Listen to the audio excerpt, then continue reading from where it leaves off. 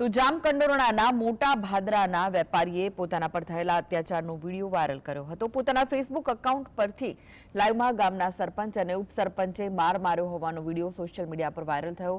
Jamkandorna police સ્ટેશનમાં પણ તેમને ન્યાય ના મળ્યો હોય તેવું આડકતરી રીતે જણાવ્યું હતું। ભાજપના જ કાર્યકર પર હુમલો થયો હોય છતાં પણ સબ સલામત હોય તેવો જામકંડોરણામાં માહોલ સર્જાયો। હિતેશભાઈ સાકરિયાએ વાયરલ વિડીયોમાં પોતે કલેક્ટર કચેરી આત્મવિલોપન કરશે તેવી ચીમકી આપી હતી।